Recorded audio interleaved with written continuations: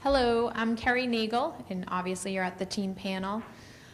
We did our first teen panel at the last conference. I think everyone refers to it as last year, but it really wasn't last year.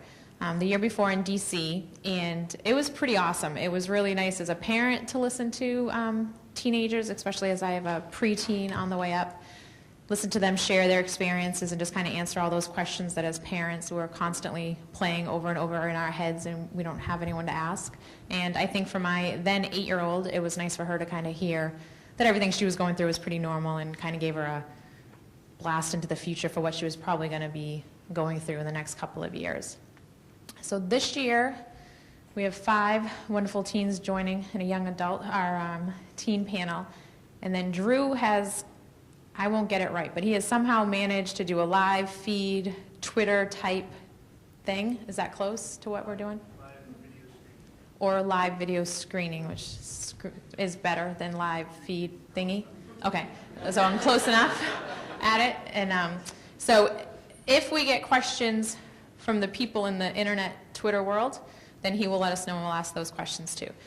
So we're going to start off, I'm just going to go over the teen panel, just give you their name and age and where they're from, and then they're just going to introduce themselves a little bit, and then we'll open up to questions. Okay? So we have Connor, who's 13 from Pennsylvania, Leah, who's 21 right here in Florida, Peyton, who's 13 from Texas, Juan, who's 19 from California, and Alec, who's 18 from Virginia. All right? So do you want to start with just a little introduction? Hey, I'm Connor. I like to snowboard, play football, and run track. Hi, I'm Leah. I'm a senior at Florida State, and I'm majoring in family and child sciences and social welfare. I'm Peyton, and I like golf and playing the piano. I'm Juan. I'm from California. I go to school at Cal Poly Pomona, where I major in computer science. And in my free time, I like to play ultimate frisbee. I like to play frisbee too. I'm Alec. I'm 18. I'm going to go to Virginia Tech in the fall. I'm undecided right now. I like to play frisbee in my free time. I like to throw the football around, play some volleyball, just things like that.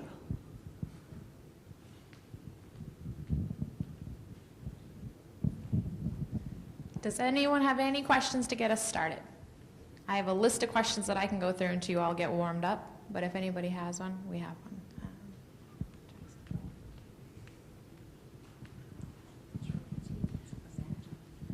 All right, this question's for Leah. If you could elaborate on what we started talking about at lunch in terms of the process you went through to get your license in Florida.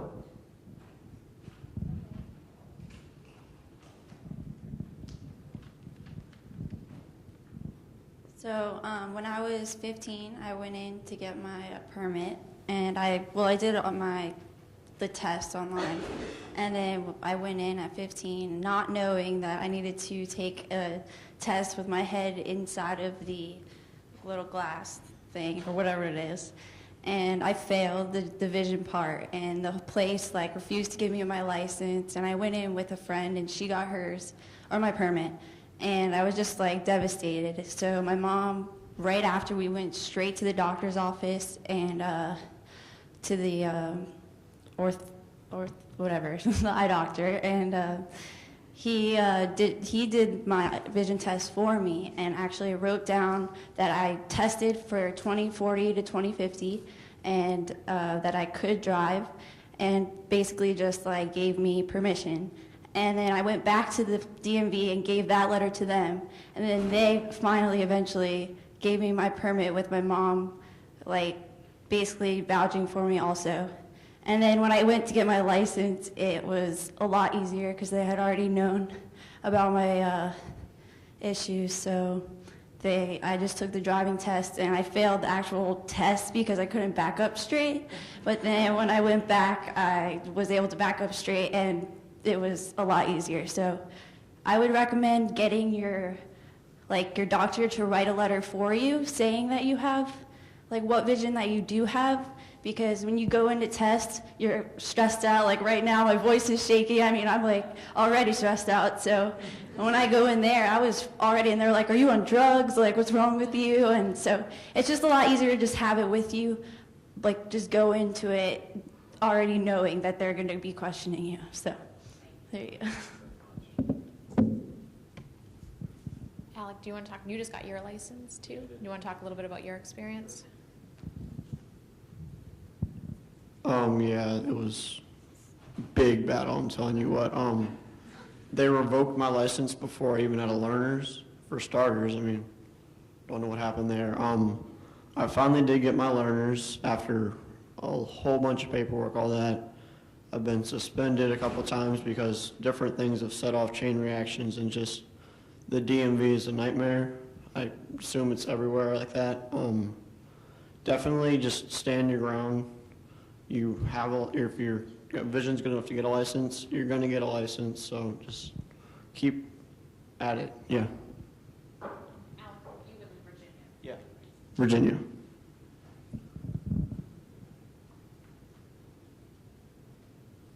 Any other questions? We still need to warm up a little bit. Do I- No? Okay. Oh, Can I just ask them if you were told when you were younger you were ever going to drive, and then it changed? when you were told you weren't going to drive? I was one of them. That's the thing. And who told, when you were as young as 10, 11, 12, were those questions your parents were asking the doctors? As long as I can remember, honestly, they've been asking, is he going to be able to drive? So, and they always said he's running the fence. And then finally I got glasses and they pushed me over. So the glasses what made the difference. And Yeah. is that a restriction that you have on your license, Yeah. that you have to have your license? Juan? anything? My doctor said I would always be able to drive. It's just the DMV at the moment is not being very nice, putting in very nice context. So that's the battle I'm struggling with right now. So right now you're still trying to get yours and I waited until I was 18, so I just turned 19. Didn't really worry about it. I didn't worry my freshman year in college. Now I'm going to be a sophomore. It's kind of Now that I'm going to be a sophomore, I've started to care because now I want that feeling of living off campus. So now I've decided, okay, now's the time to try to get my license. I know that for Brooke, the question has come up almost at every doctor's appointment, and I feel like it goes back and forth. Some visits we go, she'll have no problem, and then other times they're still not sure. So I think that even as a parent, that's something that we'll continuously go back and forth with, and then depending on the state that you live in, will be a huge factor in it. Other questions? Unrelated to driving. Any questions? Okay. I'm just wondering if any of you have found wearing reading glasses, the type that you can buy at Target or anywhere, to be helpful in terms of magnification, or if any doctor has told you this is okay or frowned upon, or if anyone's ever tried that. Yeah, I tried that. Did it work for you? Yeah, I tried that for like Kindles and books and stuff. Does it help with magnification in general, or Yeah. just mainly? Magnification for like reading. Yeah. And what plus amount do you go out to, or that you find to be the best?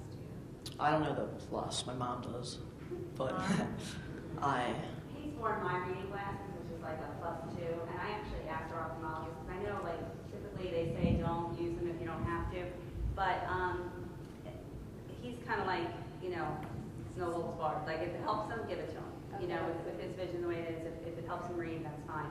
But he typically will just like increase the font on the Kindle, but if he's reading like a book or something like that, and he's reading for a long time, sometimes he will throw them on. Okay, I know Ashley wears them.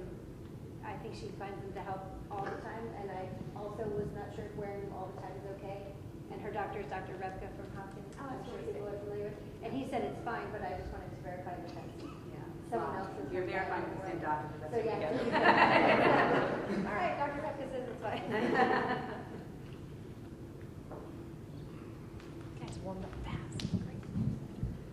For the two individuals who are in college, can you talk a little bit about what it was like to transition from high school to college with nystagmus, and any tips that you have to share with those who may be following in your footsteps? What's it first? Well, it wasn't really that hard. I was actually kind of happy to go to college. And when I did get there, the hardest part was when my parents leaving. And then right after they left, I was crying, and then I was just like the reality kicked in, and then I was just like accepted, and I thought I would be a lot more sad than I actually was. And the hardest part was finding classes because I couldn't see any of the signs for buildings. So I just asked a lot of people for directions, so I would just advise that or try and find like people who look like a teacher or somebody who looks like an older student and try and ask them where this building is instead of wasting like 20 minutes trying to find it when you can't see the sign anyway, because I did it and then you're late for class and it's not worth it. And I know at my school you have to be there on time or or you have to make it for the first day or they'll cut you from the class no matter what. So you have to do that. I also would advise using the disability center at whatever college you're at, because the one at my school really helps me with getting like student notes, and also like if I miss a class, they let me know what I missed, or if anything, like they're very helpful. And yeah, it wasn't that bad, so I wouldn't be scared. I'd be more excited.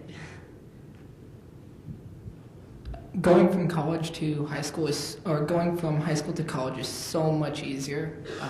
Just that they actually they care more in college. So at least my disability center, I was able to get like note takers a lot easier. I was able to take extended time for tests a lot easier. Just all my accommodations were just so much easier. Where in high school, I constantly always had to fight for these are my accommodations that I want. So that's my experience with college. And my college is kind of small. We have about 15,000 people, probably less. And how big's your college? I think there's like 40,000. Yeah, so there's like 40,000 students, so it's pretty big. When you guys were looking at schools, did you look into the centers that would be able to give you support, or was that an afterthought? You looked at the colleges first? I looked at the size. You looked at the size? Size and, so I looked at size and how far away it was from like public transportation. So my college is 15 minutes away from an airport, so I can get home, because it's down in Southern California and I live in Northern California. So I can get home within an hour because of a plane ride. So that was my main thing, is could I get home without someone having to kind of take me home. But when you were looking, you didn't have specific questions for if they'd be able to help you in any of the ways with your classes. Do you use any special tools in your classes, or how about even in high school and in middle school, are there any types of tools in the classroom that you use? I know that there's a pen that like records the class and you can touch the word and it tells you about it. Any tools like that? No, I just use my note taker or myself. I'll just sit in the front row. A note taker is somebody else in the class that's taking notes? Yeah. And note taker, just myself. I sometimes will record them on my phone so that when I go back to my dorm room, I can listen to it again.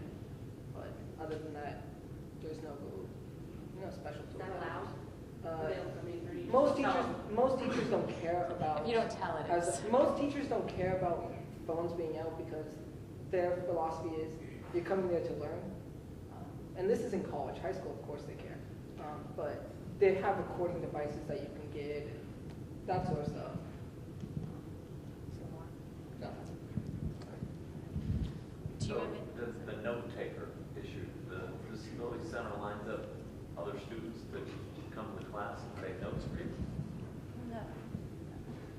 At least at my school, it's you ask a student in your class. So on the first class or second class, I usually can make a new friend pretty easily, and I'll ask them. And then they have to come to the disability center with you, and you can. They'll just fill out a quick paperwork about if they can do it or not, and then they'll get paid by the end of the quarter. So I think it's like $80 or something, that's not bad considering that's a book. That's the book for the class. So that's easily saving a lot of money for them. At my school, my teacher has to make an announcement to the class, and then if nobody comes up to do it, then like I have to find somebody to do it, and they only give out community service hours at my school, but they give you a lot of community service hours, and it's definitely worth it. So, and there's always one person in the class that wants to help out or just get extra community service. So it's not that hard. I was a note taker in a class in college for a girl that needed notes taken. It was pretty easy. Any other questions?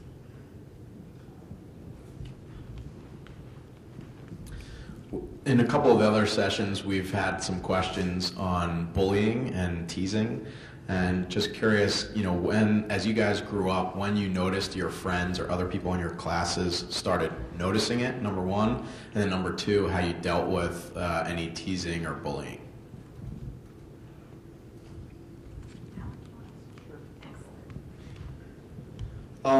I would say they started noticing it like third grade maybe, and they would just ask questions like, why are your eyes moving? Are you crazy? Just things like that. And I just explained it to them, and that was that. I mean, some noticed on the first day, some didn't notice till December. I mean, and about bullying, I never really had too many issues with it.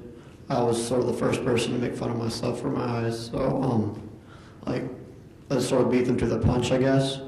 And they really didn't bother me at all. I think I started noticing it about like 5th grade when people started asking me more. And as far as bullying goes, I felt like bullying happened more in middle school years, early high school years. And it was really, I kind of let them bully me, and I didn't really think about it. My younger brother, who's in 10th grade now, he just kind of lets them bully him. He does weird things, like he'll come to school dressed in a tie one day, and he actually started trending that way. So if you kind of stick yourself out there, the bullies won't bother you.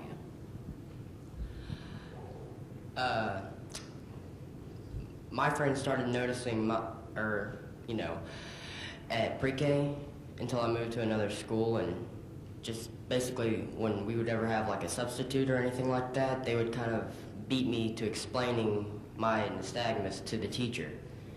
So, yeah, and as far as bullying, I've had one kid maybe that's ever, just teased me about it, not really bullied, but that's basically it.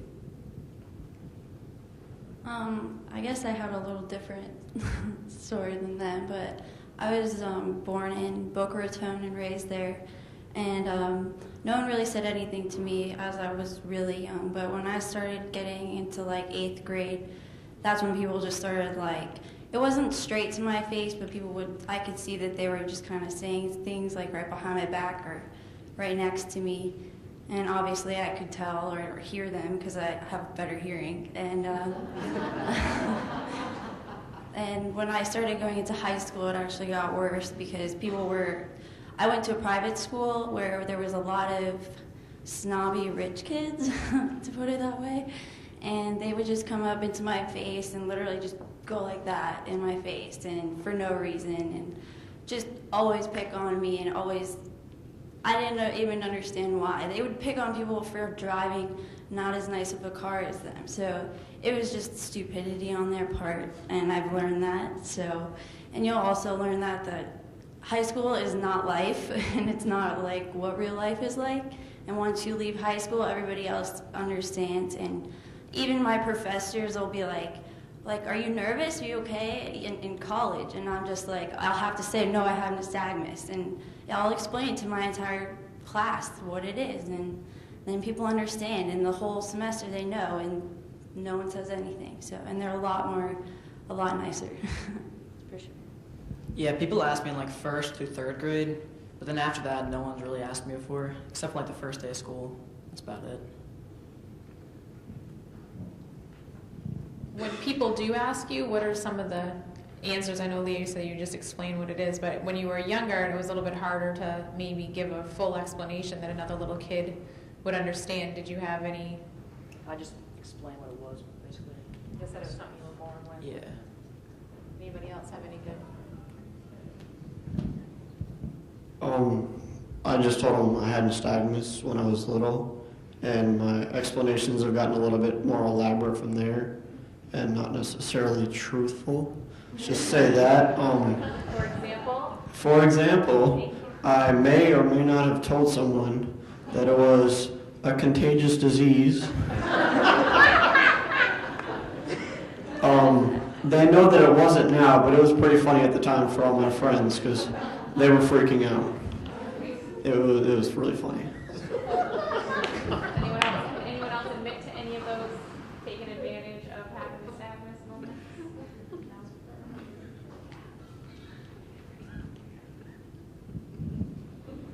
Questions? Somebody? Girls in the front, no question? No? That just answered all the questions. Right. You all talked about different sports that you were interested or things that you like to do. Were there specific sports that you tried that you would advise maybe other kids to just skip that just didn't work out well? Baseball. Baseball's no good? I played one game of baseball. Haven't played since. Haven't played Could since. not see that. About it. So you probably heard them all say baseball. My experience is I had trouble early on playing baseball, so I never actually played it. My little brother, who also has nystagmus, he was able to play baseball just fine. So I think it's a person-on-person basis. Our family is pretty athletic, so we all like to do sports no matter what the consequence is to our body. So I was able to play every sport but baseball. And I never played hockey, never got interested in it, so I guess that doesn't count. But basically any sport you can think of, I at least have tried it once. And I wouldn't say my vision has stopped me from playing it. I would say my height more than anything has stopped me from playing those sports. Anybody else?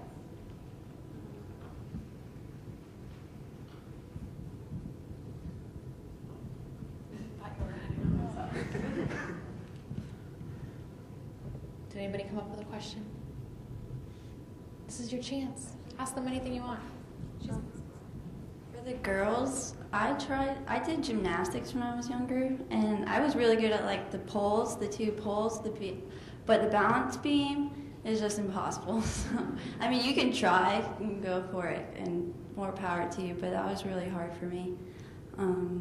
Also, like dance was harder because, I mean, to keep coordinated with the instructor, but I mean, I'm not saying not to do it, it's just harder, you know, and definitely like ballet, trying to balance, stuff like that, but it'll definitely help you learn and help your balance, so.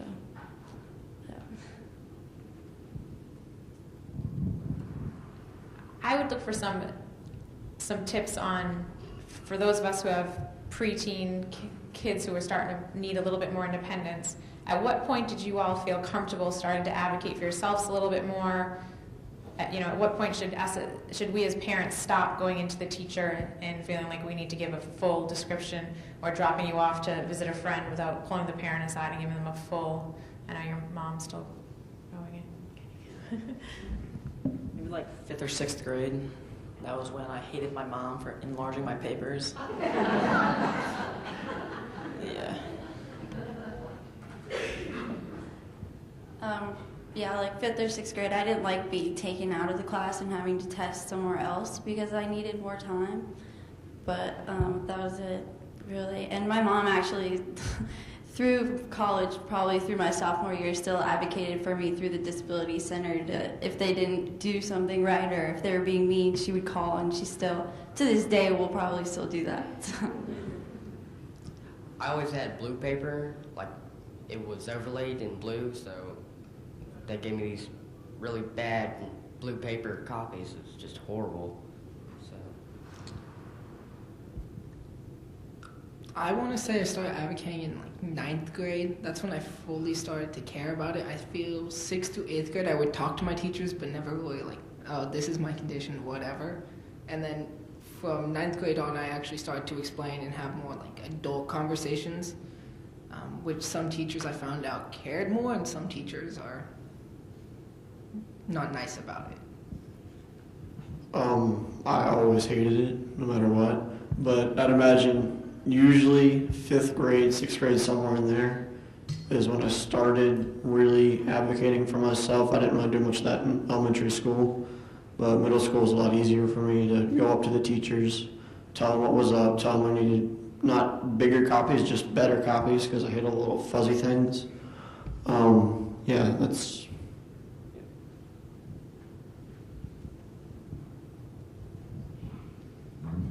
Do you all feel that you can self-advocate for yourself verbally, or do you need, would it help if you had like written stuff? Like we've always handed his teachers notes on the nystagmus, and then that kind of gets the conversation going. But you don't need that anymore. You feel that, you know, at what level do you just go, okay, I'm going to go in and talk about it instead of handing out stuff to the teachers?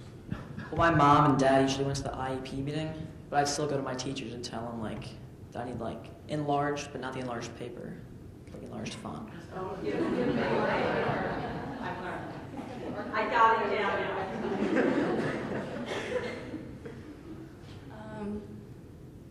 In high school, I got pulled over by the police, like for speeding, and he was like, what are you on? Like, what drugs are you on? And that was the only time I needed to. He didn't actually trust my word, and I actually needed to take out a letter that I was advised to get written for me before I got my license to keep in my car. And once I showed it to him, saying that I had nystagmus, and that's why my eyes were moving, he was just like so nice, and he was like, "Oh, okay, have a great day. Like, just don't speed anymore, and just let me go." So, So you didn't get a ticket? No, I didn't get a ticket. I didn't get anything. And that's actually happened to me like 2 or 3 times. So. No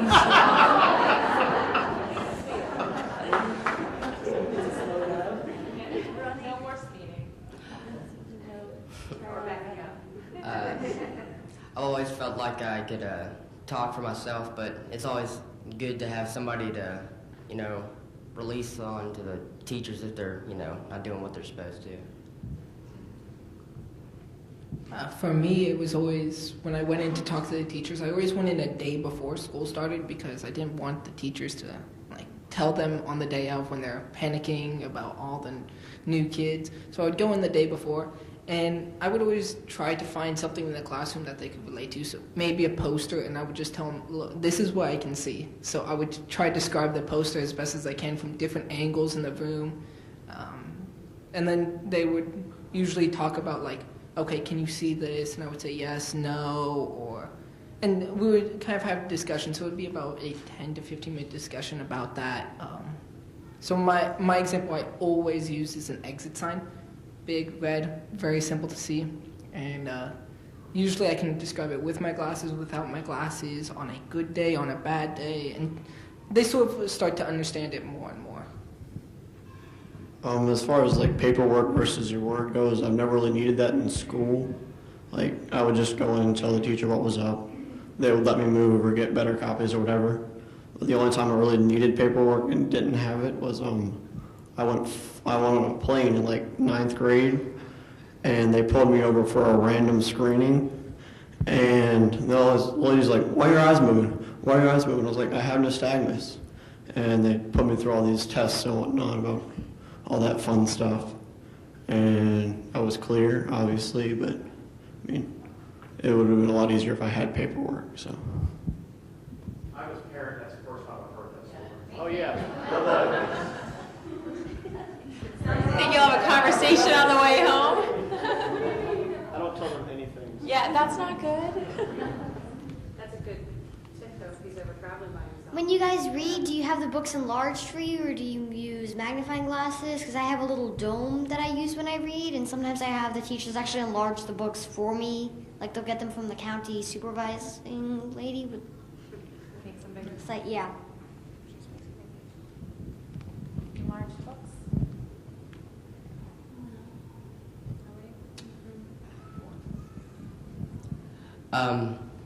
The only really time that I've had enlarged books was for a class assignment, excitement, or I can't pronounce it right, but, so yeah, that's the only real time that I've had to have an enlarged book. I never really had to use too many enlarged books. I did have the magnifying glass when I was little, But I'll tell you, one of the things that really helped me a lot was audiobooks. I listen to a lot of audiobooks. There's a website that's called, what's it called? No, yeah, that one. Learning Ally. There's That, a flyer in your bag. Yeah, it used to be RFB&B Read with One, is what it was, now they've changed names to Learning Ally. what they said. I think the only thing I quickly have to say is I would always hold the book as close as possible to my face, so sometimes it looked like my face was inside the book, and that always helped. And then I got a Kindle, and I would still hold it pretty close and have the magnification almost all the way up. I had it like to the third highest setting, I think, is where I always keep it. So that's just me. I'm her mom, if you don't mind me asking. In terms of textbooks in school, when you were young, if you can remember, she's going into 5th grade. They don't necessarily, they're not willing to put all of these on an electronic reader for her, so they are just enlarging the font and the paper, which makes everything very heavy because it's huge. Did you have anything specific that you used, because you don't necessarily use the same textbook every day, you don't use the same textbook as everybody in the class, did you have anything, or were you able to just see it all as the book was given to you by holding it close or using a dome? I had a disc that I used. Like, a lot of textbooks come with discs, and I don't know of any that don't, that you can just download onto your computer and use that, and then you can zoom in and do that. And or also I'll just put my face right into the book. I mean, I don't really care what anyone thinks, and using a highlighter definitely really helps. I mean, if you're taking notes. Usually when I can't see, I'll just read with a friend or, like she said, highlight, and that usually works pretty well. So. With some textbooks, there's a website that the school can actually send them the book, and they'll take out all the pictures and scan it through, so that then you can get it on audio. And of course, I can't think of the name of it right now, but I have it. I can get it for you. And they can do that. The Learning Ally, is that the robot type voice, or is that a regular type voice?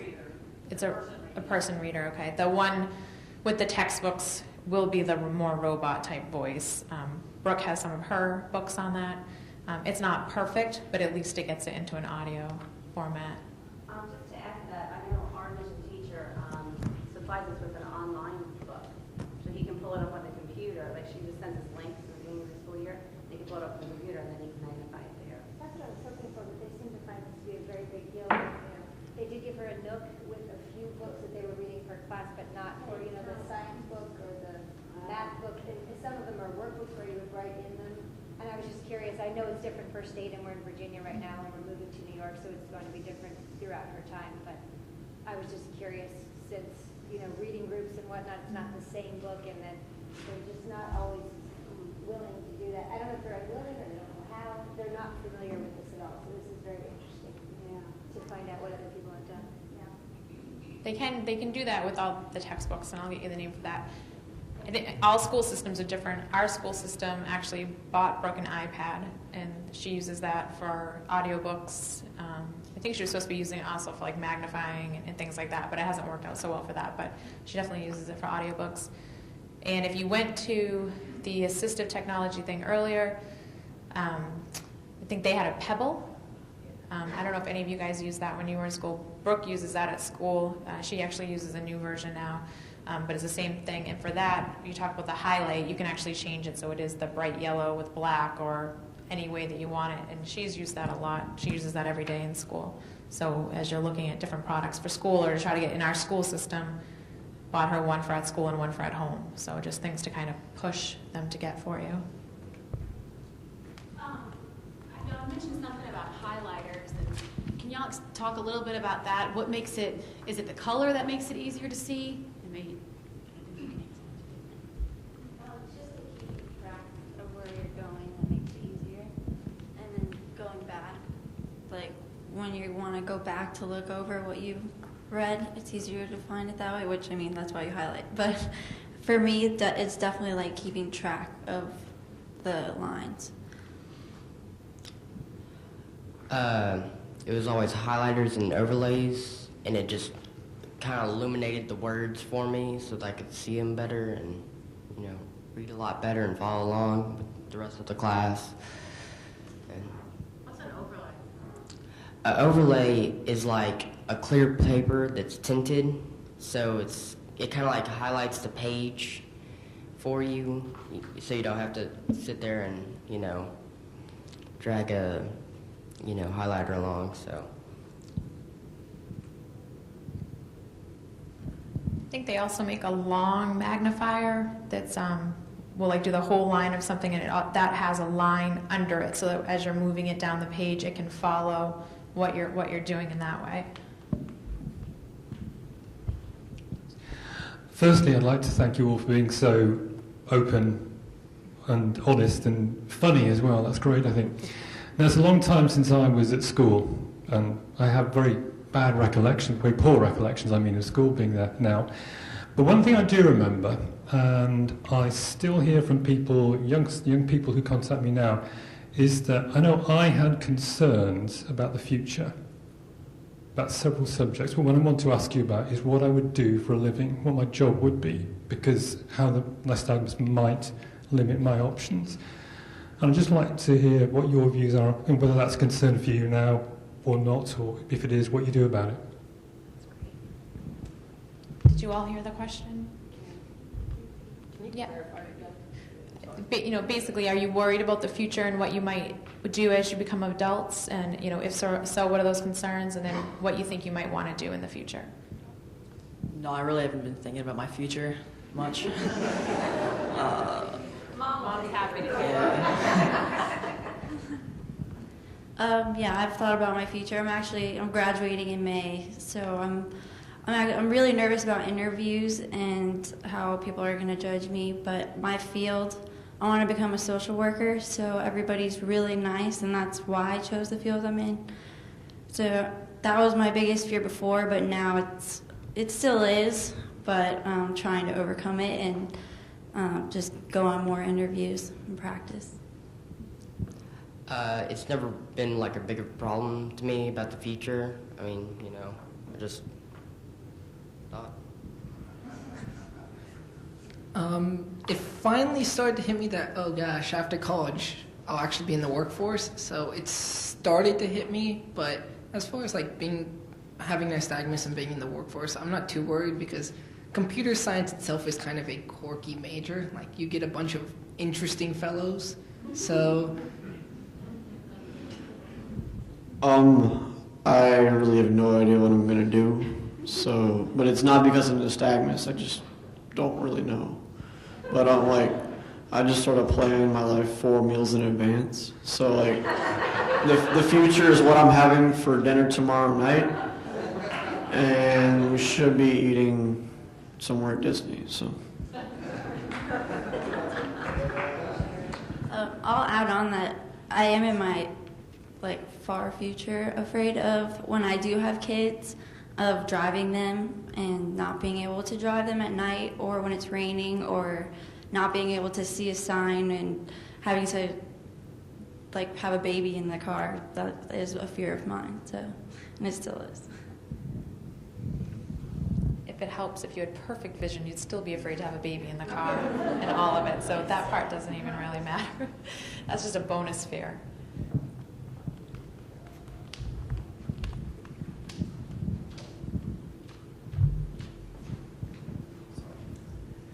I was just wondering, somebody mentioned that some schools either aren't willing or they're not sure how to get the large print online. It might just be they just don't know where to get it. But I think somebody mentioned a website, Learning Alley or something. But is there a place to get that link so you could put it on the iPad or even on your computer? Where do you get those links to download that book and then blow it up? Is there is it always in the textbook itself, or because I haven't been able to find any place. I could find books that are novels and stuff, but you can't find textbooks, it seems like, online. I don't know if anybody found out how do you get those links. No, they give large print books, printed books, but the font isn't very large. But They didn't seem to know how to get it online. They didn't seem how to get it. No, yeah, they don't do that. I just think they don't know. They may not know how to do it, and I don't know either. But I didn't know if was it Learning Alley that somebody said that's. Oh, oh. And more and more books, I think, are going to be available online for all different grade levels. I work at a middle school, and I think it's called classbooks.com, and you can get books on there. And I think that they also, and not all books are made in an audio or online version, but I think more and more they will. But like classbooks.com would have some. It just would depend also on what your classes would be for the student. But Learning Ally can go right on your iPad.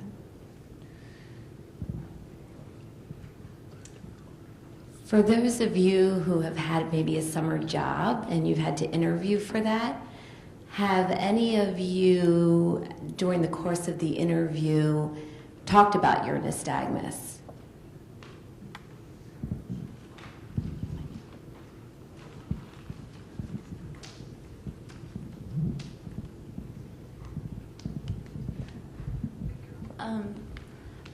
Usually I'll start off the interview just as like a regular interview, and if I see something, an expression on their face, or if they're looking at me, like I could tell sometimes when people are looking at me like right in the eyes. I mean, and they're just kind of like, what? And I'll stop and I'll just be like, I see that you noticed that my eyes are moving and I have nystagmus, and I'll explain to them what it is. And then I was born with it and it doesn't affect me when I'm working or anything. But, and then sometimes I'll go into it, and it just depends. I mean, sometimes I'll go in and I'll just blatantly just be like, I have nystagmus, I just want to let you know right now. And then sometimes I'll go into it and I feel really comfortable and I don't even tell them. And right now I'm actually preparing to start a job where they don't even know I have nystagmus, and I didn't even tell them during the interview, and I volunteered there for 60 hours and no one knows. And they don't even care, so it's pretty awesome.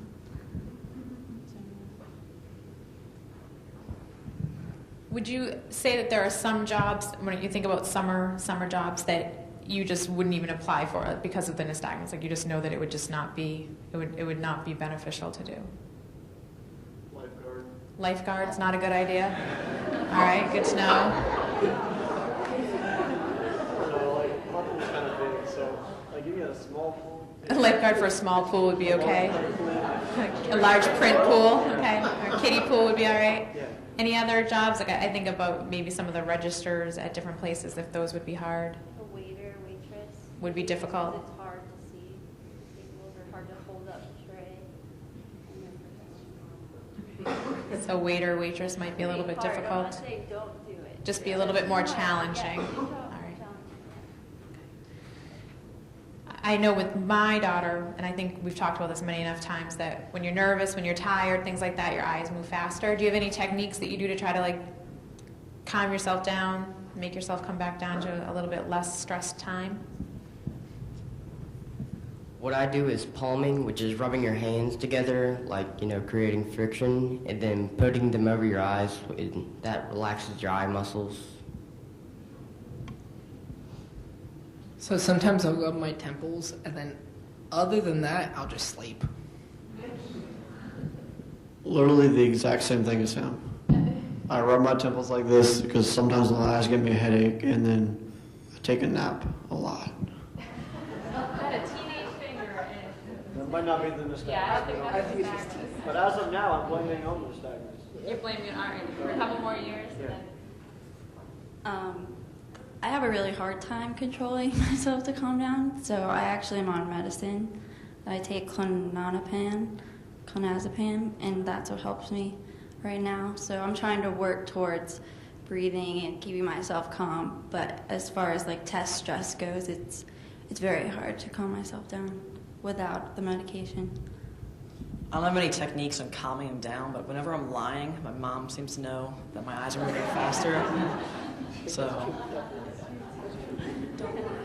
Just a little bonus feature with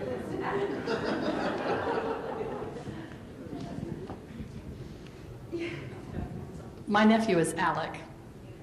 Yes, I am. But he has humor. He does humor a lot to get through life and to get through situations. So I was wondering if anybody else uses humor a lot to get through situations like he does. To describe your illness, or not illness, but sadness. Anybody else fun? So I'll go back to my little brother who just kind of tries to make everyone laugh. He does weird things. Like, I talked about how he started a trend called Tie Tuesday.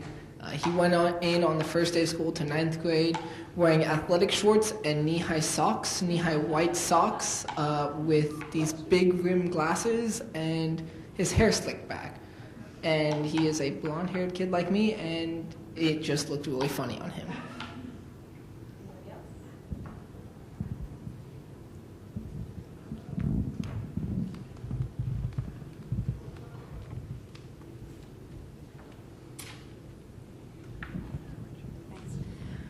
I had heard from an adult a while back, a couple of conferences ago, that one of the challenges he had in school, and I just wondered if any of you have this, is it's hard when you're changing classes and you're walking through the hall and you don't recognize people because they're walking past you. So then some other kids might think that you're kind of being like a snob or you're ignoring them, and it tends to like, oh, why didn't they say hi to me? Or, you know, it's like a social thing. Do you ever have trouble with, like, you don't recognize them, you're not trying to ignore them, but do you notice that?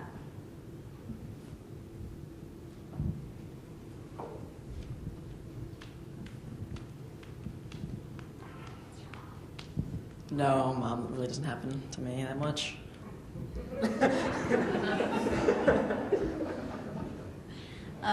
I have a hard time recognizing people, and they'll just like walk up to me, and I won't even know that they're there until they're like right in my face, and then I'm just like, oh, whoa, like, oh, hi. But when I was in high school, that was definitely a problem. My friends were like, hello, like waving like this, and thought I was just ignoring them or being mean. So yeah, you're right. Of course, every time I would walk through the hall, I tried to I'll just try to walk to class, like head down, like just get to class, try not to see anyone, because it was hard seeing people, like, unless they were walking the opposite direction. Like, occasionally I would see someone, but there would be people that would tell me I was waving at you and you didn't see me, and that sort of stuff. The people that I talk to in the hallway, for the most part, know that I probably won't see them, so that's not really a big issue. They just sort of like tap me on the shoulder or say Alec or something like that, so I just turn around, talk to them, and then go to class.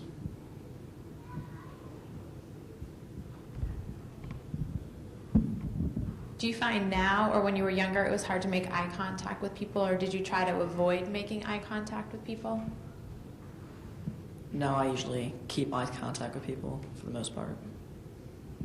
I avoided eye contact till about like a year, or about like 2 years ago when I started dating my boyfriend. He was the first person I could actually look in the eyes all the time that weren't my parents, and he's made me gain the trust to do it with everybody else. I've never really had a problem with looking people in the eyes. Every time I think I look someone in the eyes, they always tell me I'm looking over their shoulders, so yeah. I would say it has been a bit of an issue for me, but I just try to consciously think at the beginning of the conversation, look this person in the eye, and after I make that conscious effort to do it, it sort of just keeps happening from there. So.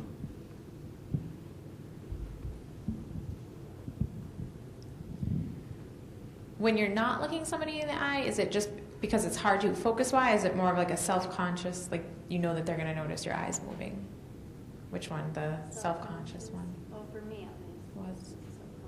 Or anybody else? I'm usually just trying to listen. Like, I don't know why. I don't say it's really self-conscious. It's just I'm trying to hear them because I'm also partially deaf. So I'm just trying to focus on that one. When I was younger, I would say self-conscious. Now it's just actually trying to look them in the eye, actually trying to focus on it, not making it look like I'm looking over their shoulder or looking anywhere else. So as a parent, should I be making my daughter do it, or just leave her alone and let her do it on her own time frame? Let her do it, because if you make her do it, then she's not going to want it. All right, I'll stop pushing you to do that now.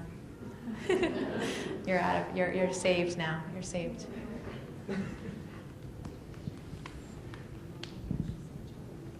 For me, every year it's hard when I do school pictures. Do you have any tips for school pictures?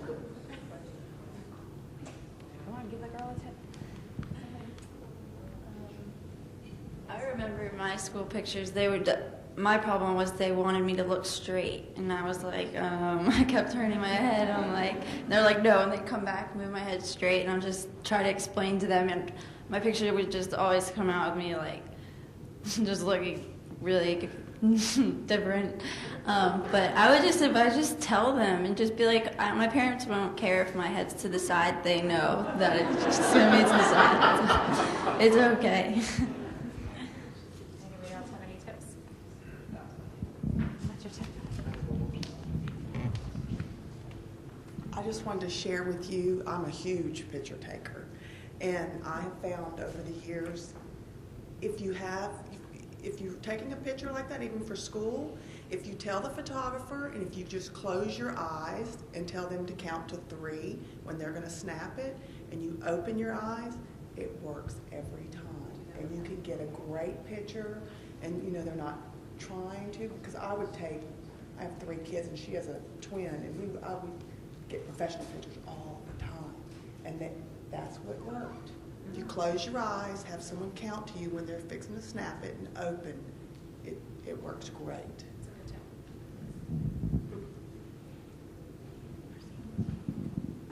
As a parent, I'm looking for some advice. My child is very young, and so as of yet, I don't think he realizes that he's very different, or that that he has anything that other kids don't. But obviously, at some point, he'll realize it, or I'll need to have that discussion with him. So I'm trying to figure out how to walk the line of having the conversation about his nystagmus with him. Is there anything you guys, as teenagers now looking back, advice you can give to parents about how to have that conversation? So I want to empower him, but I don't want him to feel like he has a disability or anything. I don't want to tell him that he's different, so different. But I also want to tell him if there is something that he needs to tell people. I would probably just let him find out himself, just so he doesn't know ahead of time. Feel weird. So you said you would, whatever. I would just let him find him out on his own, so he doesn't feel weird, like going the first day of school knowing he's different. I hate to disagree with him, but I wouldn't let him find out on his own, because he might go into school and be like, why are these people saying these things, or what's going on? So definitely tell him, but like you said, do it in a positive way. Don't make it seem like it's something negative. Do it and be like, you're special, but you're like everybody else. Everybody has something different about them. So. And that's how my mom explained it to me. She's just like, everybody has something different, and your difference is your eyes. So that's just what makes you you. And I would just say, just be very supportive, and don't make it seem like a disability, like you said. Make it seem like an ability.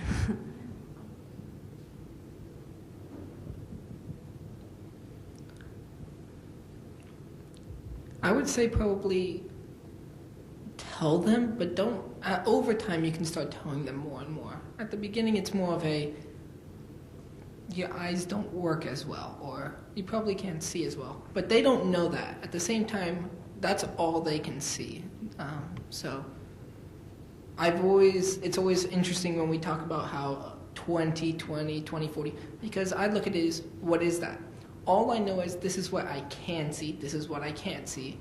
And as a parent, you're going to try to understand that, because you see differently than what they'll always be able to see. So as you understand that part, you'll be able to help try to explain to them and understand them better. I know this is kind of weird, but I saw it as an advantage, because when I was little, I used to get to go on trips with my parents to sweet hotels, and we got to do tests, and it looked like someone from Star Wars and just things like that. I always thought it was really cool when I was little. I used to play chess, and the people would stare at my eyes, it would freak them out and I'd win. So just, I always found it as an advantage. So like, I don't really, yeah. What would you say if you guys had a kid? What would you say to them? How would you explain it to them? I would just tell them that they're different, but I mean, everybody's going to have their differences. I would probably wait for them to come ask me the questions and not just go to them. I would do the same thing. Just let them come to me. Let them try to, not let them understand, but let them ask me the questions. Let them try to figure it out for themselves. And then you can start having conversations with them.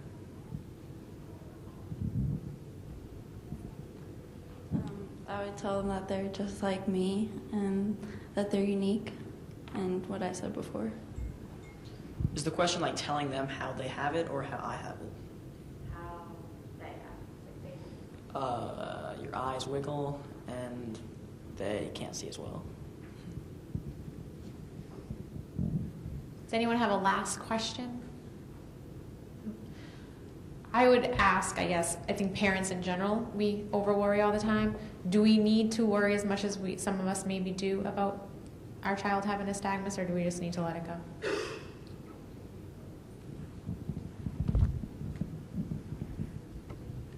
I'm going to say don't worry as much.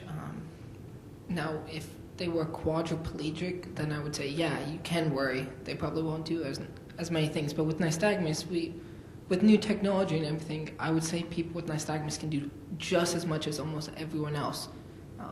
They have planes now that people with nystagmus can fly. So there are people with low vision that are pilots now. There are people with low vision that can drive. So everything that you think someone with nystagmus can't do, they probably can do it. So I would say it is a problem. It is a problem in the sense of school will always treat them differently, but in life, they can be whatever they want. I would say just absolutely do not worry because, I mean, they're going to be fine. Like, don't treat it as a big deal because if you think it's a big deal, they're going to think it's a big deal. And then they're going to get worried. And it's just going to snowball from there. They're going to be self-conscious and just things like that. So. I wouldn't worry. I would just be really supportive in their decisions. And of course, you're always going to worry because my mom says you're a mom when you're a mom and you're going to worry. But just try and trust that your kid is going to be able to see well and do good. Yeah, I wouldn't worry. It's just a difficulty. You just have to work harder than everyone else does, like sports, athletics, academics, all that stuff. Thank you, everyone, for the questions, and all of you are awesome. The fact that you could even get up here and just talk so freely in front of everybody with nystagmus, without nystagmus, is amazing. A lot of people aren't able to do that, so if we could give them a round of applause.